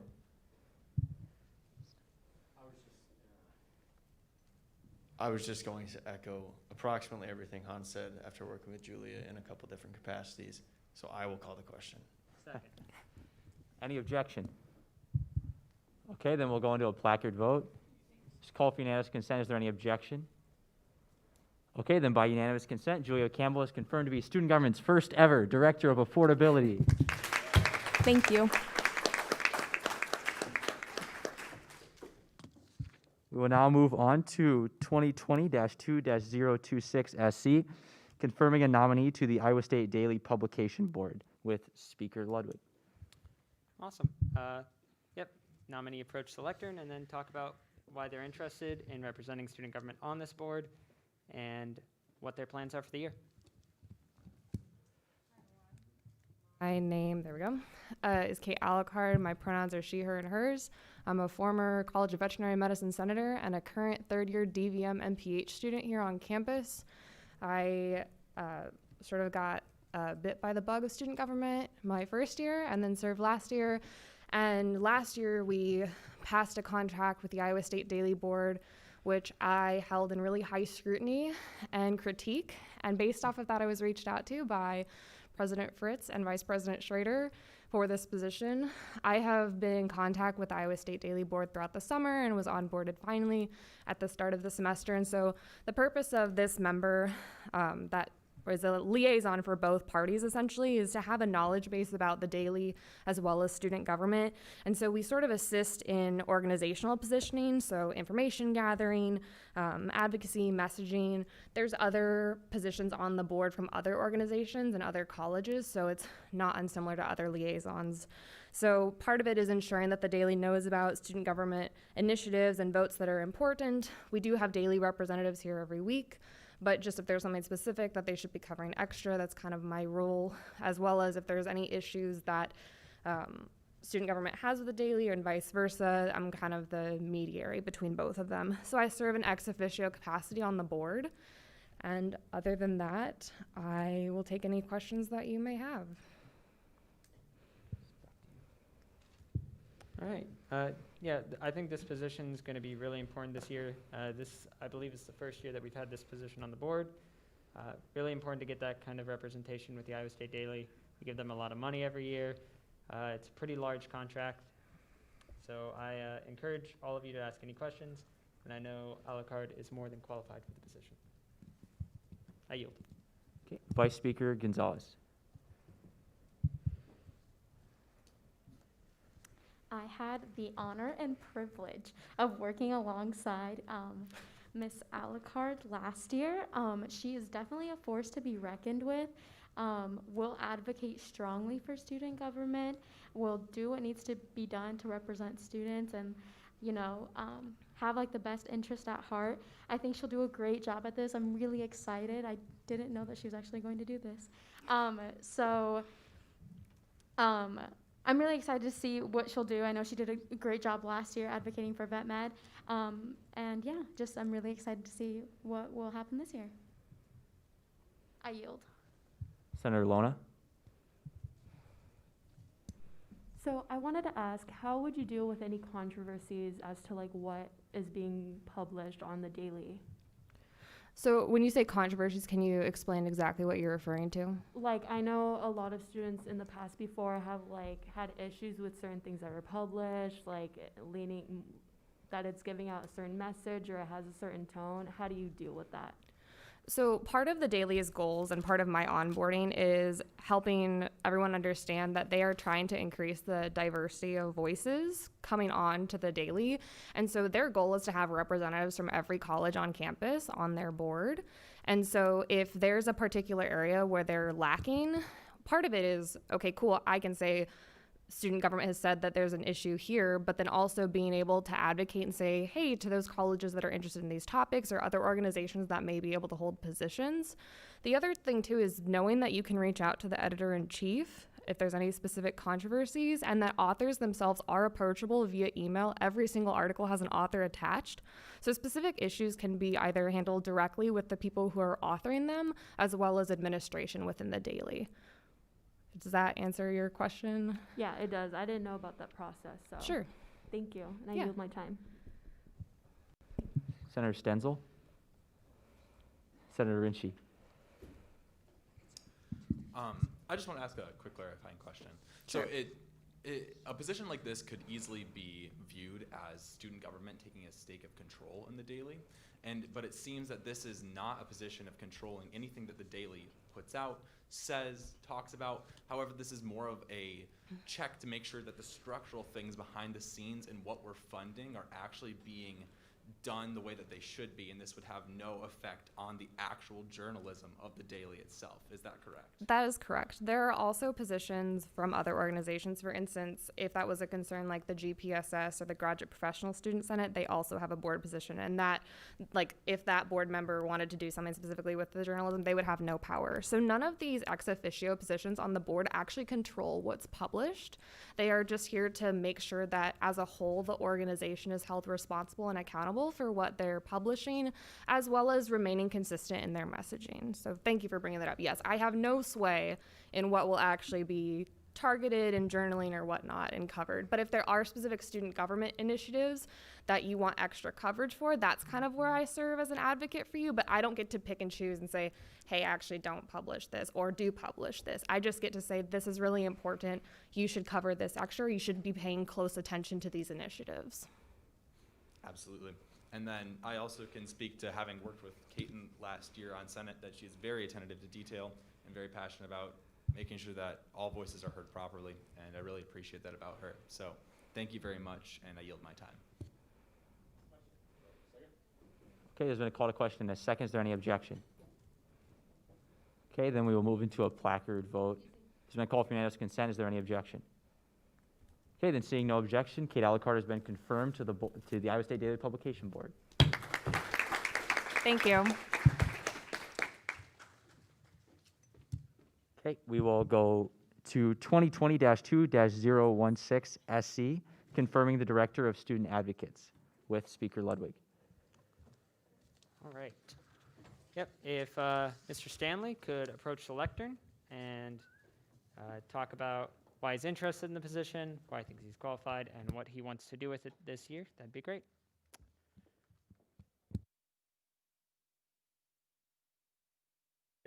Hello, everyone. It's a bit odd seeing Senate from this side. Hi, my name is Sandeep Stanley, pronouns he, him, his. This will be my 4th year in student government. I served 2 years in this very body. But let's talk about student advocates. The story of student advocates begins in a room I like to call the Student Conduct Hearing Board. Now, the Student Conduct Hearing Board hears the most serious violations of the Iowa State Code of Conduct. What might that entail, you may ask? I am unfortunately not allowed to disclose some of the details of the cases that I've worked, but I can tell you that I have covered cases that range from academic dishonesty on a final exam, sexual assault, actual assault, attempted murder, in fact. Those are just some of the incredibly broad range of things that I've had to deal with in that capacity.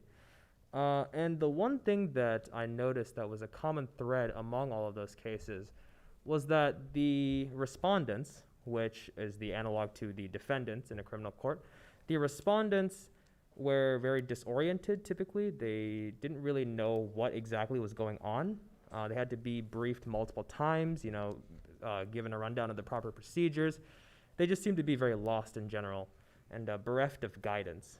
So when Vice President Schrader, then Vice Speaker Schrader, talked to me about student advocates, which was a fledgling idea last year, I was all for it.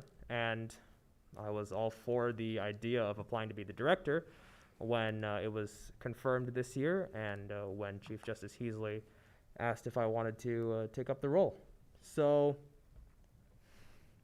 as student advocates, as a program right now is still in its infancy, of course, but what our goal is generally is to, our general goal is to, like I said, address that lack of guidance that respondents have. And we're actually going to go a little bit further than that, hopefully. We're going to provide services to both the respondents and to the complainants, which are the analog to a plaintiff in a criminal case. We aim to provide services to both of them. And what those services will be is essentially just a sort of a peer mentor, someone just to guide them through the process. I was told in no uncertain terms that we cannot and will not offer legal advice because we will be on the hook for that in court. So we will not be offering legal advice. But it is nevertheless a good opportunity for people who see a future for themselves in law and trial advocacy to practice their skills in advocacy in a pseudo courtroom setting. So I think that covers the essentials of what I'm trying to do, and I would love to hear any questions. All right, thank you for that introduction. If you could start off by talking about how you're going to recruit advocates for the program. Just looking on the MIS right now, there doesn't seem to be any advocates. How are you going to do recruitment this year, and how do you want to kind of structure your team? Sure. Well, recruitment is always the million-dollar question, isn't it, when it comes to student government? I plan to work with Ellie very closely, just to get mass emails out. Right now, I think mass emails are the best way to go. In the past, it would have been flyers distributed in various strategic locations on campus. But I think with the pandemic, the effectiveness of that strategy has dulled somewhat. So mass emails, while they are a suboptimal solution, I think are our best solution right now. I will also be working with our new IT director, Director Khan, to update the Student Advocates webpage on the student government website and provide a compelling experience so that students who are drawn in by our mass email will hopefully want to work for us. Unfortunately, I have not had a chance to really get going on that yet. I'm taking the LSAT, the law school admission test, on Saturday. So I have been spending the last month studying very, very intensely. It has been a slightly traumatic experience, as some of you who are studying yourselves might understand. But as soon as that's done with, at the close of this week, I will start focusing a bit more of my attention that way. All right, thank you. I worked a lot with Mr. Stanley last year in Senate, got to know him really well. This position is right up his alleyway. He's obviously deeply passionate about it, and I think qualified to take the position. So I encourage everyone to vote yes. I yield. Senator Fahim.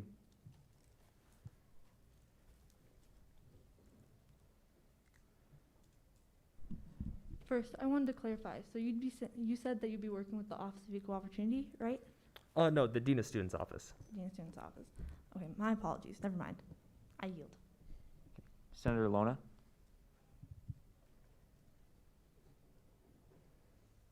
So I wanted to ask, how would you be working with respondents in order to prevent, attempted murder and improve campus culture that way? Well, by the time that the case is on our desk, so to speak, the attempted murder has already happened. And this is, what you raise is a good question and a good point. But, even the worst criminals need lawyers, right?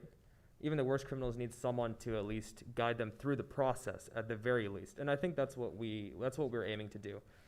We're not trying to be the lawyers for the respondents or the complainants, because as it was made very clear to me, that will get us sued. What we're trying to do is just be guides for them, just to guide them through that process, because it is a very complicated process. If you or I were thrown into it with no understanding of how it worked, it would be very difficult to navigate that on your own. And that's the core need, the core principle that we're trying to address. I yield my time. Senator Advite. Hello. So I know this is not the current scope of the program, but as part of being an engineering senator last year, as I'm sure you're aware, we spoke to the dean about creating a college level, so a lower level student conduct process for stuff like academic dishonesty that might perhaps run in parallel with the university level program. Would you be willing to, what are your thoughts on expanding student advocates and doing a similar thing for people going through college level processes? No, I think that's a great idea. It can certainly be, like I mentioned, a bit disconcerting for a student who their professor thinks has cheated on an exam to, suddenly get yanked into a hearing with 5 people all sitting at a table looking at them with their arms crossed. It's not a fun experience. So those college level processes, I think, will take out some of the sting of that, just to provide a little bit more of a buffer, just another element to that adversarial process that they go through, just to, kind of screen out some of the more cases of, like mistaken, just coincidence from the actual ones with malice involved. So I think as the director of student advocates, I think that my position provides me a rather unique platform to interact with both legal counsel Mike Norton, who's our judicial branch advisor, as well as the dean of students, the relevant contacts in the dean of students office who would have the final say in making that decision to implement that process. So I think, after we get our feet on the ground and get running, I think that'll be the next thing we look at. Okay, other than that, I've known Deep since my first day on campus, and I've had the pleasure of serving in student government as a College of Engineering senator last year. I've seen then Senator Stan Lee in action, and I can attest that this is a man of vision, and he's got what it takes to truly make this position, to take it to its fullest. I yield. Senator Springer? Hi, I just have a point of clarification that I think you answering Senator Dwight's question, but I just want to make sure. So it says that Chief Justice Heasley nominated you. It's not a question of would senators be able to apply for this position? Is it a conflict of interest with Senate? Now that is a very good question. I do not believe that there is an explicit conflict in the bylaws of the Constitution, as far as I remember the constitutional amendment that we wrote, or was it did we write a bylaw or was it an amendment? It's not your speaking privilege, so you can't direct a question. Sorry, how quickly I forget. Direct my speaking privilege to Speaker Ludwig. Yeah, so our Constitution bars members of the government from holding basically positions in multiple branches. So this would be barred by our Constitution. Senators would not be eligible. Okay, thank you. I yield my time. Or just kidding. Is there something else you want to add? That's the spirit of the law, but for example, for committee applications, the only offices in the judicial branch that are barred are justices. So senators can technically serve on judicial committees, as far as I read that bylaw, but I'd have to go back and review it. So I don't know. I disagree with Speaker Ludwig's interpretation of our governing documents, but maybe that's something that Rules Committee can take a look at when it's set. So I welcome you to apply, and we'll figure it out. Not from your there. speaking Yeah, privilege. that was the ideal. I'll be in contact. Thank you. I yield. All right, there's been a call to question. Is there a second? Okay, is there any objection? Okay, then without any objection, we move into a placard vote. Call for unanimous consent. Is there any objection to approving the nominee by unanimous consent? Okay, and seeing none, Sandeep Stanley has been confirmed to the position of Student Advocates Director. Thank you.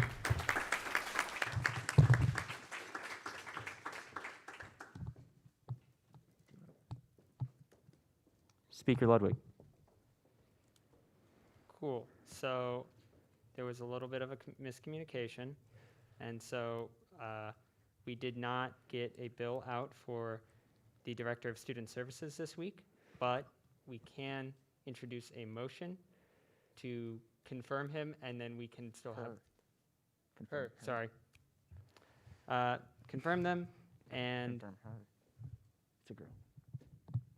speaking generally. Anyways, Okay.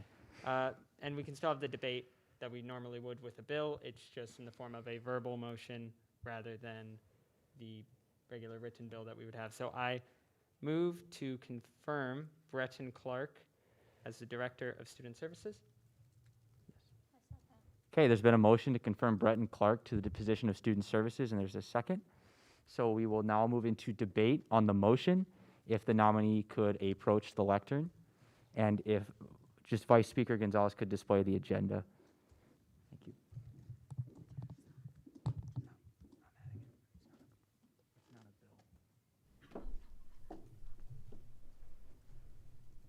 Yeah, so if you could just give your experiences about yourself, why you think you'd be great at the position. Hello everyone, my name is Breton Clark. Most people just call me Brett, but I am a sophomore studying marketing and advertising at Iowa State. Just a little bit about my background. I served as the Director of Social Justice for my sorority for the past semester. So I was pretty much the first person in this position, so I kind of was able to make it my own, and that's what I'm hoping to do with the Director of Student Services. Basically in that position, I work to educate our members on different identities that they may not have been experienced to or exposed to, or thinking about their experiences in a different way that they may not have. I also serve on the diversity committee for the Greenlee School of Journalism, and I worked in the student org Allies in Education, which is in the School of Education, the student org about learning about allyship and advocacy for students. So in my role as the Director of Social Justice, I worked really closely with some staff in the Office of Equal Opportunity and the Office of Diversity and Inclusion on campus. So I'm hoping to use those relationships as well as some other staff and professors in this role as well. And I'm just looking to be able to make a bigger impact on campus for students. Okay, since the motion was yours, Speaker Ludwig, I'll give the floor back to you. Yeah, what kind of, you might have touched on it a little bit, but what kind of time commitments do you have for the semester? This semester I am still in that role as the Director of Social Justice, and I have an internship and 14 credit hours, but other than that, I am making this a priority. Okay, that's awesome. I will yield to allow other senators to ask questions, or I don't see anyone's placards up, so I will just call the question. Okay, there's been a call to question on the motion and a second. Is there any objection? Okay, then seeing no objection, we will go into a placard vote. Just call for unanimous consent. Is there any objection to approving the nominee by unanimous consent? All right, seeing no objection, the nominee has been confirmed to the position of Director of Student Services.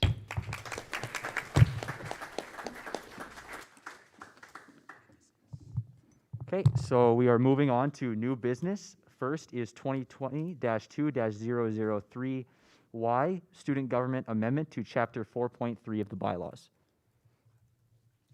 with Senator Klaptatauskas.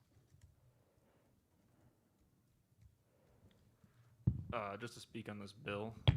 Sorry, you must first attempt to read the bill by saying title or something, and maybe there'll be a motion to consider as read. So in regards to 2020-2- Sorry, you need to try and read the bill in its entirety. Oh, okay. In the Iowa State University Student Government Senate, August 26th. There's been a motion to consider as read, and there's been a second. Any objection? Okay, so the motion has been considered as read, and now, Senator, if you could explain the bill. All right, we propose this bill as we have some senators that are not currently on campus due to health or financial reasons. The university has stated that this is permissible due to the current pandemic we are living in. So this would allow current senators that may be off campus to participate within meetings. And I believe that's the gist of the bill. I yield. Okay, so we are now on to questions of intent for the first reading of the bill. So the only questions that are in order are questions that could be answered by yes or no from Senator Klaptatauskas. So Speaker Ludwig. Yes, so the bill as it currently stands, reading through it, the amended line, or the line that you amend, the language that you essentially replace is the language that allows for online meetings that we added last spring. Was it your intent to delete the option for online meetings? No. Senator Dwight. Considering that this is changing the bylaws, would you be willing to wait until Rules Committee is formed, so this can go to Rules Committee first. Yes. I yield. Are there any further questions of intent? Okay, seeing none, we will see this bill next week. We will move on to 2020-2-004Y, the Chapter 4 rewrite with Senator Mass. Title. Any objection? Great. All right, so this is a bill that then Senator Ludwig and I worked on last semester in coordination with lots of members of the Rules Committee. Basically, it changes how some of the legislative rules work within the Senate. There's a lot of interesting things in here that we'll definitely talk about more as we move on to its main consideration.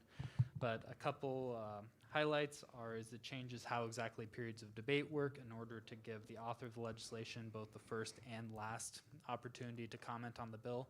That's something that we grabbed from the state legislature that we really liked.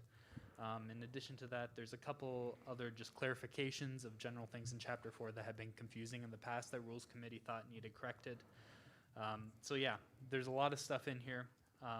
Basically, we introduced it at the last meeting of last session, and then we all went home. So this is something that Rules Committee has already looked at. We'll look at some more as Rules Committee forms, but would just change a couple things here and there. So with that, I'll yield to any questions of intent. Are there any questions of intent for Senator Mass? Okay, seeing none, we'll see this bill next week. Moving on to 2020-2-025SO, tasking Rules Committee with the developing election reforms. Senator Mass. Title. Move to consider as read. Any objections? Great. All right, so this is a Senate order that would direct the Rules Committee as soon as it is formed to begin developing a bill that would change how the elections procedure works within student government. I talked about this a little bit last week before the Senate about some ideas that some senators and I had talked about. What it would do is Rules Committee then would have until our October 16th meeting to research and develop ideas for this and then present a bill on the 16th for its first read to be considered. So this does not in any way set anything in stone. It just tells Rules Committee, here's a goal we want you to set, and then by October 16th, we want to have a bill that we can look at. Additionally, it says that the bill should include provisions to introduce an adversarial process into new investigations and judging of election disputes, and to provide a permanent election code which is amendable by acts of the Senate instead of writing a new election code every year with only minor changes. That just should help the efficiency of how the entire process works. And additionally, that it seeks to minimize the barrier for entry. I would be open to additional amendments in order to work on better coordination with the Election Commission through all of this, and that's likely an amendment that I intend to make next meeting when we vote on this. So yeah, that's all that this bill does. I will yield to any questions of intent. Senator Dwight? Nope. Senator Rinchi? Yes, this is kind of, just from going through it a little bit, it seems to be something that the Election Commission would work on themselves. Could you speak to why this is not something that the Election Commission is doing independently? If you could try and do that with a yes or no answer, Senator Mass.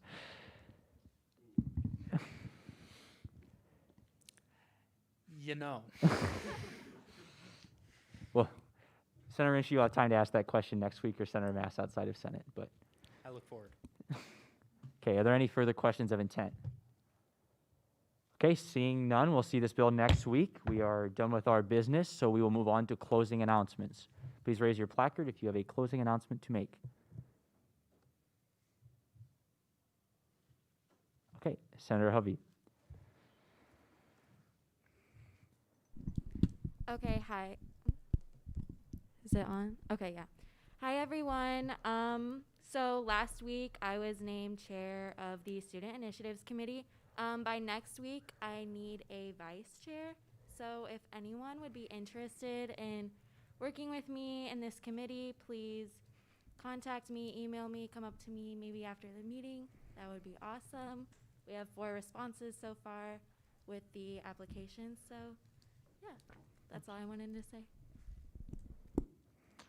Senator Dwight. Hello, everybody. So ISU released their updated COVID test results last night, and it's not exactly rosy. If you haven't heard, we tested 957 people, and 130 tested positive for a total positivity rate of 13.6%. The reason that's worrying is because I'm sure you all have heard of UNC Chapel Hill, which had to send all of its students home after the second week. This is exactly the same positivity rate and pretty much the same positive tests and people tested as UNC in their first week. So guess we all just have to look really closely at numbers from next week, and until then, stay safe, everybody. Senator Mass. Yeah, so in my regards to my bill, I would like to announce that Senator Rinchie, only the Senate has the authority to change bylaws, and this would probably require a bylaw change. So yeah, that's it for me. See you all next week. Senator Stenzel. It was also announced this week that there's going to be another COVID testing site out in the research park. I hope that that's advertised well and that students find out about that, but just so you all are aware, in case there is more backups at the health center. It's not being, as far as I know, it's not being run through or in cooperation with Iowa State. It's the Test Iowa ones that maybe you're familiar with in Des Moines or Marshalltown or the other ones. So you go online, just search Test Iowa and it'll come up. Maybe a better option than waiting forever for an Iowa State sponsored test, but those are free as well. So just for your information. President Fritz. Yeah, so just a reminder for senators to fill out the management information systems. I should have emailed that out the other day.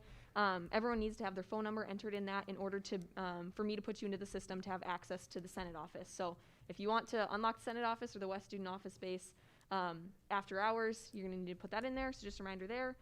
Additionally, if you have not yet filled out your bio online, please do so that your constituents can know what your goals are for the year and how to contact you. That's all. Thank you. Have a good week. Okay, so I will go, and I would just ask everyone to visualize where you're sitting now and try and stay in those spots. So if someone does test positive, you're not sitting next to a couple people over a couple weeks. So try and sit next to the nearest people or spread out if you can, as much as you can, just to kind of reduce that risk. But other than that, I think, in the future on new business, I will just not ask if there's objections to considering as read. If you have an objection, say it. But generally that one's a pretty easy one, so we'll just skip that step. That's what I have, but we'll go back to.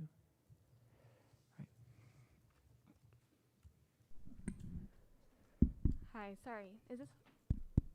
Okay. In regard to the social distancing and I guess sitting in certain locations, since this is a recorded Senate meeting, would it be better if we sat more than what we are now for the next Senate meeting? I think maybe if we were to sit 6 feet apart, it might be better for the Senate. Yes, I have no objection if people fill in this area. I guess just don't sit closer together, or don't sit as close together but near different people. Yes. Is that yes? But that would be smart to use all the space we have. Okay, Vice Speaker Gonzalez. Hi everyone, happy Wednesday night. If you look on the screen right now, I am sharing our mentor-mentee program form. So if you would be so kind as to, okay, I'm gonna send out an email. And this is gonna go out to all of you tonight. Please fill it out by Friday, if you would be so kind. Because I want to get you all paired up and, wait, is it 2020 Senate or is it Senate 2020? Senate 2020. Thank you. Oops, almost went out to 2019. Okay, I want to get these done by Friday, so if you would so kindly do them by Friday midnight, I will be checking on them. If not, I will harass you over the weekend and make sure that you get them done. And so then on Monday, we can have your mentor and mentee pairings done. So, is that how you do it? Okay, if it doesn't work, I'll send out another one tonight. Who just said no? I'm sorry. But just the main point is that you're going to get an email from me tonight. Please do it. The mentor-mentee program is literally so awesome. I'll try to not pair you up just by like basic stuff. I'll try to pair you guys up by like your passions, your ideals, your values, and stuff like that. So please get that done because we have a shorter session. Thank you. Speaker Ludwig. Alrighty. So I just want to say, first off, good job on questions this week. A lot more of you were engaged, asking questions of nominees. That's really good. Second thing, I just want to put out there that the chief officers are going to be interviewing, we're interviewing next week, right? Interviewing candidates for the office assistant in the Senate office. They'll be kind of dealing with archiving some of our information and dealing with some of the paperwork that results from these meetings. And then last thing, just apply to committees. I'm not just talking about my own committee. There's a lot of committees throughout student government. I know applications are rolling in a little slow. I'd really encourage all of you to get involved, make the most of your position and your time in this organization. It's as Vice Speaker Gonzalez stated, it's a shorter semester, but we can still do a lot for students, so I really encourage you to get involved. And then last week, we didn't really go over it. I got a little rushed. But when we adjourn the meeting, the last thing we do is say, go Cyclones, and do this. So, go Cyclones. Move to adjourn. Second. Any objection? Sorry, I have one more thing. Is that an objection? Objection. Objection. Do you withdraw the motion to adjourn, Senator Ludwig? Yeah. Okay. Vice Speaker Gonzalez. Okay, I actually just sent out the form, so it's good now. And then second of all, if one of you want to do the recap real quick with Eliana, she's over there waving, it'll help us get more outreach on PR and to our fellow Cyclones. Thank you. Go Cyclones. Move to adjourn. Any objection? Adjourn.